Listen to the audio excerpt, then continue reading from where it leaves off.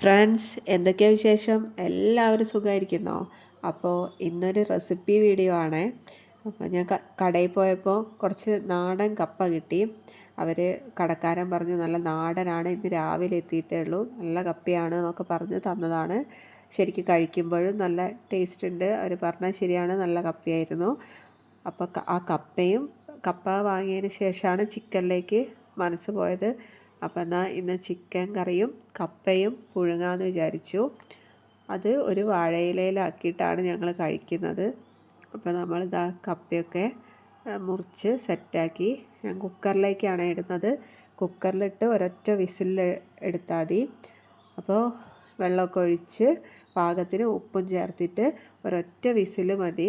ആ ഒരു ഒറ്റ വിസിൽ അത് ഓഫായി ആ വിസിൽ പോയതിന് ശേഷം പെട്ടെന്ന് നമ്മൾ വെള്ളത്തിൽ നിന്ന് ഊറ്റിയെടുക്കണം. അല്ലെങ്കിൽ കപ്പ വീണ്ടും ഉടഞ്ഞു പോകും, അപ്പോൾ ടേസ്റ്റ് ഉണ്ടാവില്ല. അപ്പോൾ അതാ എൻ്റെ കപ്പയൊക്കെ ഇവിടെ വെന്ത് കിട്ടിയിട്ടുണ്ട്. അപ്പോൾ വെന്ത് ഈ ഒരു പരുവത്തിലാണ് എനിക്ക് ഇഷ്ടം കഴിക്കാൻ. അപ്പോൾ ഈ ഒരു പരുവത്തിൽ ഞാനിതാ ഊറ്റി സെറ്റാക്കി എടുക്കുന്നുണ്ട്.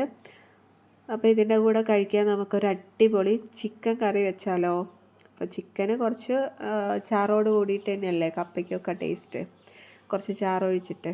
അപ്പോൾ അതാ ഞാൻ ചിക്കനൊക്കെ കഴുകി വൃത്തിയാക്കി അതിലേക്ക് മുളക് പൊടി, മഞ്ഞൾപ്പൊടി, മല്ലിപ്പൊടി, ആവശ്യത്തിന് ഉപ്പും കൂടെ ചേർത്ത് നല്ല രീതിയിലൊന്ന് മിക്സ് ചെയ്തിട്ട് മാറ്റി വെക്കണം. ഇതൊരു മുക്കാൽ മണിക്കൂർ മാറ്റി വെച്ചാൽ നല്ലതാണ്. ഫ്രിഡ്ജിൽ വെക്കുന്നുണ്ടെങ്കിൽ കൂടുതൽ നല്ലത്. നല്ല രീതിയിൽ ആ പൊടികളൊക്കെ ചിക്കനിലേക്ക് പിടിച്ചോളും. ഇനി കുറച്ച് സവാള, ഇഞ്ചി, വെളുത്തുള്ളി, ഒരു തക്കാളി, പച്ചമുളക് ഒക്കെ എടുത്തു വെച്ചിട്ടുണ്ട്. അതെല്ലാം നല്ല രീതിയിലൊന്ന് അരിഞ്ഞ് മാറ്റി വെച്ചു. ഇനി ഈ തക്കാളി ഞാൻ വെറുതെ ഒന്ന് ഒരു സ്റ്റൈലിന് വേണ്ടി വട്ടത്തിൽ അരിഞ്ഞു എന്നേ ഉള്ളൂ കേട്ടോ. സാധാരണ നമ്മൾ നീളത്തിലല്ല അരിയുക. അപ്പോൾ ഇന്നൊന്ന് വട്ടത്തിൽ അരിഞ്ഞു നോക്കി. പച്ചമുളകും ഇഞ്ചി, വെളുത്തുള്ളി മൂന്നും കൂടെ ഞാൻ ഒന്ന് മിക്സീൻ്റെ ചെറിയ ജാറിലിട്ടിട്ട് ഒന്ന് ചതച്ചെടുക്കുന്നുണ്ട്. അപ്പോൾ ചതച്ച് എടുക്കുമ്പോൾ കുറച്ചും കൂടെ എനിക്ക് ടേസ്റ്റ് തോന്നാറുണ്ട്. വെറുതെ മുറിച്ച് ചേർക്കുന്നതിനേക്കാളും നല്ലത് ഒന്ന് ചതച്ചെടുത്ത് നമ്മുടെ കറിയിലൊക്കെ ഇടുമ്പോഴാണ് കൂടുതൽ ടേസ്റ്റ്. ഇപ്പോൾ അതാ പാൻ ചൂടാക്കി വെളിച്ചെണ്ണ ഒഴിച്ചു. വെളിച്ചെണ്ണ ചൂടായി വരുമ്പോൾ അതിലേക്ക് സവാളയും ഉപ്പും കൂടെ സവാള ഒന്ന് വാടി കിട്ടാൻ വേണ്ടിയിട്ടാണ് ഉപ്പും കൂടെ ചേർത്ത് നല്ല രീതിയിലൊന്ന് വാട്ടിയെടുക്കുക.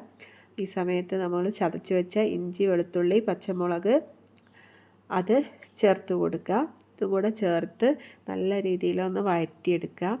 അങ്ങനെ വഴണ്ട് വരുമ്പോൾ അതിലേക്ക് പൊടികളായിട്ട് മഞ്ഞൾപ്പൊടി, മുളക് പൊടി, മല്ലിപ്പൊടി എന്നിവ ചേർത്ത് നല്ല രീതിയിലൊന്ന് വഴറ്റി യോജിപ്പിക്കുക.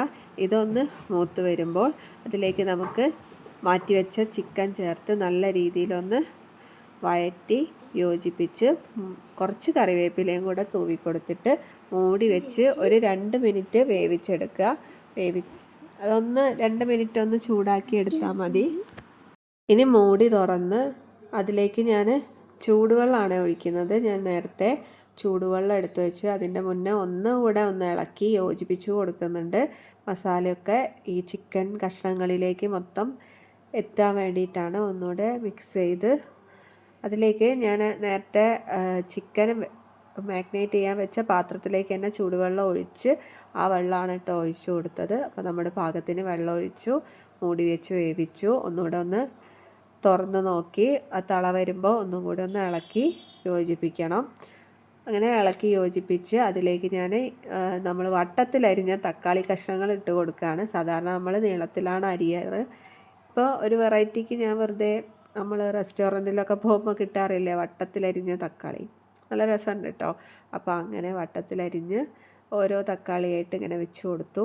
ഇനി അതിലേക്ക് കുറച്ച് ഗരം മസാല, ഇതുവരെ ഞാൻ ഗരം മസാല ചേർത്തിട്ടില്ല.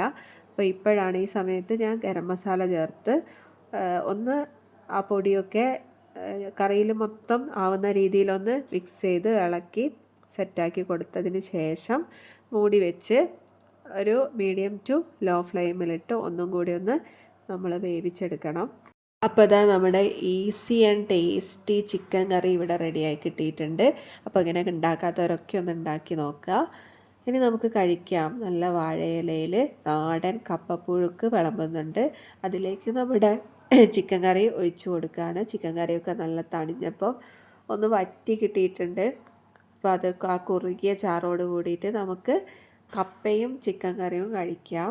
അപ്പോൾ ഇന്നത്തെ വീഡിയോ ഇത്രയൊക്കെയാണുള്ളത്. അപ്പോൾ വീഡിയോ ഇഷ്ടപ്പെട്ട എല്ലാവരും ഒന്ന് ലൈക്ക് ചെയ്ത് സബ്സ്ക്രൈബ് ചെയ്ത് സപ്പോർട്ട് ചെയ്യണേ. Thanks for watching.